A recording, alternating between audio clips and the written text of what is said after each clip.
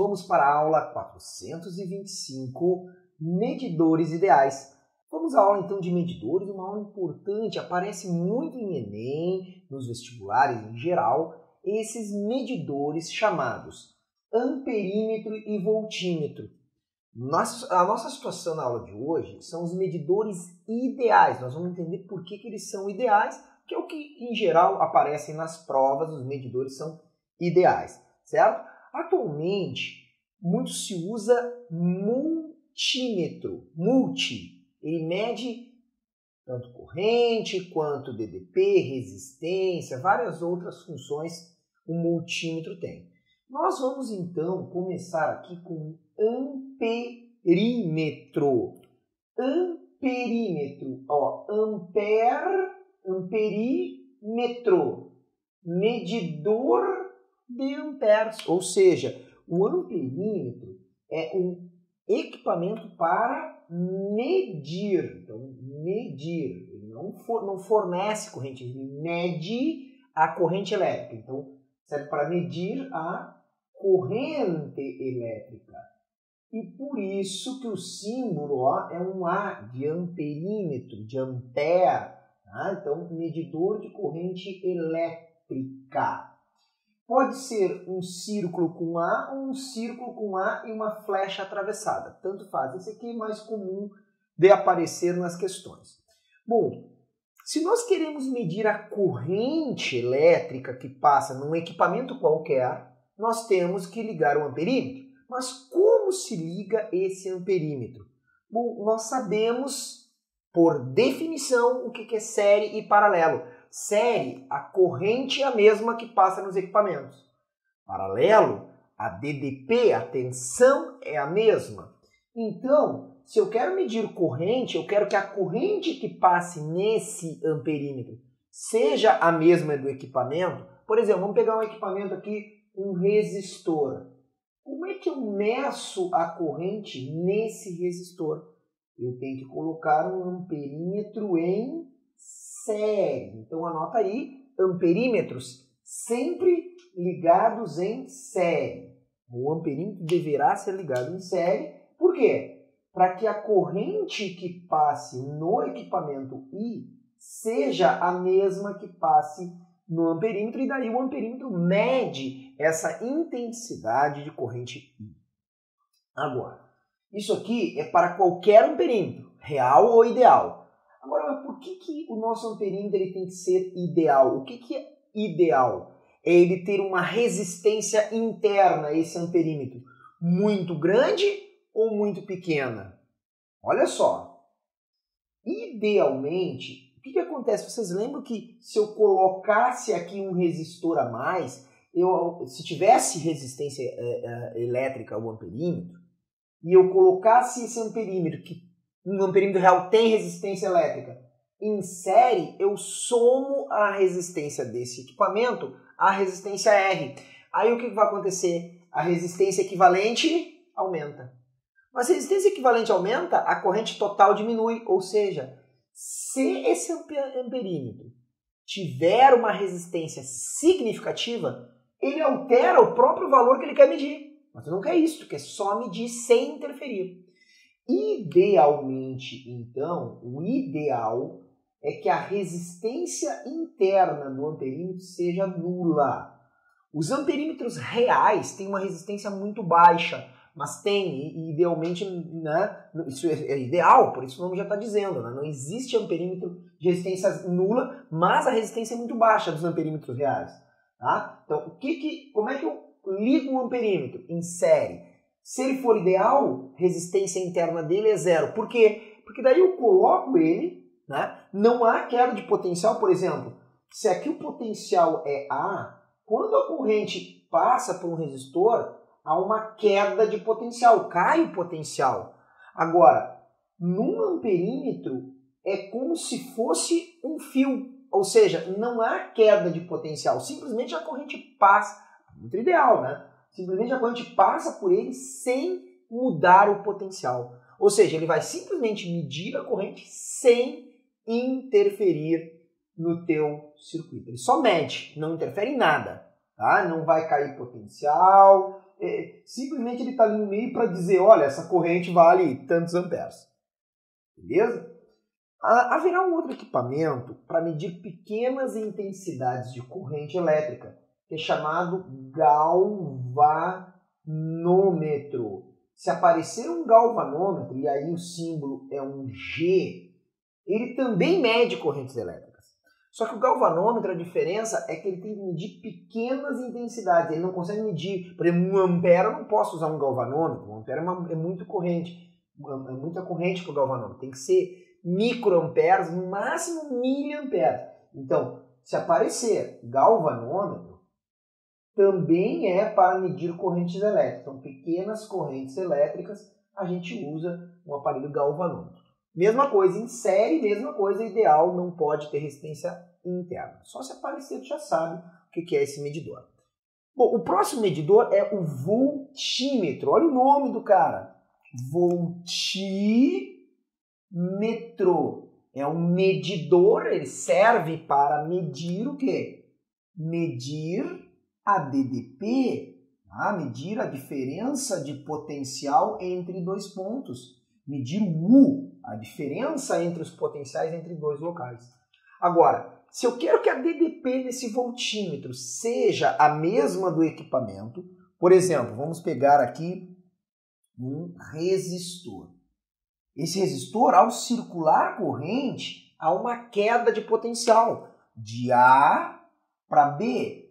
Se eu quiser medir essa diferença entre os pontos A e B, eu coloco em paralelo um voltímetro, que o símbolo é um círculo com V no meio ou um círculo com V no meio e uma flecha atravessando. Tanto faz. Agora, pessoal, olha aqui. O que acontece? Esse voltímetro, ele simplesmente terá que medir a DDP. Por que eu liguei em paralelo? Porque a definição de paralelo é essa. Todos os equipamentos que estão em paralelo estão submetidos à mesma DDP. Ou seja, se aqui no resistor o potencial é A, aqui ó, antes do voltímetro é A. Se depois é B, então, olha aqui, ó, aqui também é B. Então a DDP no voltímetro é a mesma DDP no resistor. Então eu medirei a DDP no resistor. Então como é que eu tenho que ligar sempre um voltímetro, que é um medidor, ele não é um... Tem gente que confunde e acha isso aqui uma bateria. Não, ele é um medidor, ele só mede a DDP e ele tem que ser associado em paralelo com o circuito. Tem lógica, quem entende de associação em paralelo vai entender que ele tem que ser associado em paralelo. Agora, idealmente, olha só, o que acontece? Chega uma corrente I aqui. Aí tu vai pensar, professor, ali é um nó. Se é um nó, vai um pouco de corrente para o voltímetro e um pouco de corrente para o resistor, porque a corrente ela tem que se dividir, né? Se tem um nó, se está em paralelo, né? Aí o aluno pensa assim, tem que se dividir. Agora o detalhe é o seguinte, se eu colocasse o voltímetro e viesse um pouco da corrente para o voltímetro, o que ia acontecer? E passaria menos corrente no resistor do que passaria sem o voltímetro. Bom, mas se a DDP no resistor é a resistência vezes a corrente, o que acontece? Se passa menos corrente do que passaria sem o voltímetro, eu teria menos DDP. Ou seja, idealmente, eu quero colocar o voltímetro e ele não alterar a DDP nesses pontos. Eu quero só medir. Então, quanto de corrente eu quero que vá para o voltímetro? Quanto de corrente para o voltímetro? 0. Eu nem vou botar essa flechinha. Eu não quero que vá a corrente. Eu quero que a corrente chegue aqui e passe só pelo resistor. Nada pelo voltímetro. Mas como é que eu faço isso, professor? Como é que eu faço a corrente e seguir reto só pelo resistor sem ir para o voltímetro? Eu quero no voltímetro uma resistência muito grande ou muito baixa? Pessoal, se eu botasse uma resistência muito baixa, a corrente circularia pelo caminho de menor resistência. Então eu não quero uma corrente baixa, eu quero uma corrente alta, muito alta. Então, idealmente, o ideal é que tu tenha a resistência interna desse voltímetro tendendo ao infinito. Os voltímetros reais não são assim, não tem uma resistência infinita, mas é uma resistência muito grande no modo voltímetro, quando eu pego o multímetro e seleciono, para que a resistência é muito grande. Por quê? Para a corrente passar toda pelo resistor e o voltímetro não afetar, então, na tua conta. Beleza? Agora, vamos dar uma testada nisso aqui. Eu tenho um circuito aqui, circuito misto, e eu tenho aqui, essa é a questão 17 da página 562 do Vereda Digital. Na associação abaixo, a intensidade de corrente elétrica I é 3 amperes, que passa no resistor de 14 ohms. 14 ohms. Aí ele diz assim, qual é a indicação do amperímetro e do voltímetro? Nós temos um circuito misto. Então, ao invés de eu te perguntar a corrente que passa nesse resistor, eu quero saber a medida do amperímetro e a medida do voltímetro. Tá? Eles são ideais, aí, esses amperímetros e voltímetros. Então, vamos começar o circuito fazendo o seguinte. Aqui é ponto A, aqui é o B. Então, aqui ó, é B. Ó, não tem nenhum resistor daqui até aqui. Aqui é B e aqui é B. Aqui é A. Então, aqui é A, aqui tem que ser C. Aqui C, C. Então, aqui ó, passou por esse resistor, aqui pode ser D e aqui também é D, porque no amperímetro não cai o potencial. Ideal. D aqui, D aqui. Aqui tem que ser CDE, um outro potencial, tá? E aqui, ó, E e E. E aqui é o ponto F e aqui é o ponto F. Notem que o voltímetro, não pode nada de corrente por voltímetro, ele é ideal, tá? Bom, por que eu coloquei os potenciais? Para saber se tem alguém em paralelo. Vamos ver. AC, CD, CE, EF, FB, DB, DB. Opa, DB, DB. 8 e 8 estão em paralelo. Regra dos paralelos. Espero que tu já esteja memorizado. 8 e 8 em paralelo dá 1D, 4. Regra dos iguais. Então, redesenharei o meu circuito. Um resistor de 14 ohms. Aí, dois caminhos. Caminho de cima, de 6. Passo pelo amperímetro. Troco entre os pontos D e B por um de 4 ohms. Cheguei no ponto B. No caminho de baixo, nota que eu tenho o seguinte. Um de 3, o amperímetro. Um de 10. E aqui, por mais que esteja nesse formato aqui, ó, esses três caras, o 3, o 7 e o 10, eles estão em série. Como assim em série? Ah, porque a corrente que eu já sei, essa aqui é a corrente total. A corrente total, que é de 3 amperes, ela vai uma parte para cima, que eu vou chamar de I1, e uma parte para o ramo de baixo, que é I2. A I1 que passa nesse de 6 é a mesma que passa no amperímetro, então em série, que é a mesma que passa no que? Naquele resistor de 4 ohms. Tá? Pode voltar a colocar os pontos também. Aqui é o ponto C, aqui é o ponto aqui D, D, D, aqui é C, e aqui, ó, olha só, a corrente 2, presta atenção. Aqui a corrente 2 que passa aqui é a mesma que vai passar aqui passa I2, porque não pode nada passar pelo voltímetro, porque o voltímetro tem uma resistência infinita. Então a corrente toda circula pelo de 7, a I2, e também a mesma I2 que passa no de baixo. Conclusão, 3, 7 e 10 estão em série. Tá? Bom, agora eu posso verificar o seguinte, não tem mais ninguém em paralelo, mas tem alguém em série? Ah, tem. Esses dois estão em série e esses 3 estão em série.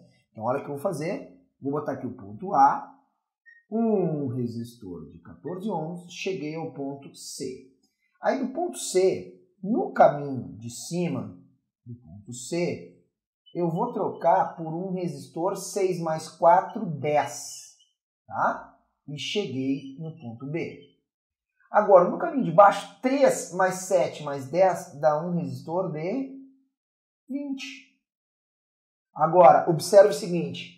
Se aqui é o ponto C, aqui é C, aqui é C. Aqui é B e aqui é B. Então, esses dois caras, 10 e 20, ficaram em paralelo. Eu poderia, né, fazer, se eu quisesse, sempre eu te passo a ideia de fazer a resistência equivalente primeiro. Tá? Podemos fazer aqui, podemos fazer. Mas aqui, olha só, o aluno que sabe que a corrente se divide inversamente proporcional à resistência, sabe que se a DDP é a mesma, ó, a regrinha lá do paralelo, I inverso a R, em paralelo, I inverso a R. Ou seja, como essa resistência de 10 é a metade do que é de 20, metade da resistência, essa corrente aqui é 2 e 2. Ou seja, se entrou 3 amperes, é porque aqui, ó, aqui foi 2 amperes para esse ramo e foi 1 ampere para o ramo de baixo, porque entrou 3. Ah, mas eu quero fazer toda... Tá, beleza, pode fazer toda a conta, trocando o A aqui, 14, que eu não mexi nesse cara, e eu troco, olha aqui, ó, 10 e 20 por um resistor. Faz a regra de 2 resistores em paralelo. Como é que é a regra para 2 resistores? Produto pela soma. Poderia também calcular a resistência equivalente. Então, vamos lá. Resistência equivalente da parte em paralelo. Produto, 20 vezes 10 sobre 20 mais 10. Produto pela soma. 200 dividido por 30, 20 terços de ohms. Então, se eu quisesse, também poderia aqui trocar esses dois caras por 20 terços de ohm. Tá, e aí para que serviria esse 20 terços de ohm? Ah, porque aí, se eu sei que aqui passa 3 amperes, passará 3 amperes também por esse cara aqui. Bom, mas se eu sei a corrente e a resistência entre os pontos CB, eu sei a DDP entre CB. Aí como é que eu faço a DDP entre C e B? Bom, faz a resistência 20 terços vezes a corrente, conclusão, 20 volts. Mas se eu sei que é 20 volts a DDP nesse, eu sei que é 20 volts nesse e 20 volts nesse. Mas se eu sei a DDP e a resistência, saberei as correntes. É uma outra maneira de fazer. Mas aqui o aluno que já sabe a proporcionalidade da corrente já mata a questão. Eu acho bem interessante tu aprender a fazer dessa maneira. Ah, entrou 3 e é proporcional. Então aqui eu dobro daqui porque é a metade da resistência. Agora, se entrou 2 aqui, é porque esse aqui de 10 passou 2 nesse, 2 no amperímetro, deu, já sei a medida do amperímetro, e 2 nesse. Agora, se veio 1 para o ramo de baixo, então aqui é 1 ampere, aqui é 1 ampere e aqui é 1 ampere. Mas peraí, se eu sei a resistência do resistor de 7 e eu sei a corrente, opa, o voltímetro está entre os pontos aqui ao redor desse resistor de 7. Então, qual vai ser a medida desse voltímetro? Basta saber a DDP no de 7. É a resistência vezes a corrente. A resistência, 7 ohms, a corrente 1. Portanto, 7 volts deu. Então, tu viu que os amperímetros e voltímetros foram colocados com a intenção de te perguntar a corrente que passa aqui. Então, ao invés de qual é a corrente que passa aqui? Não, ele botou um amperímetro e pediu a medida do amperímetro. Então, a corrente, 2 amperes. E a DDP nesse resistor.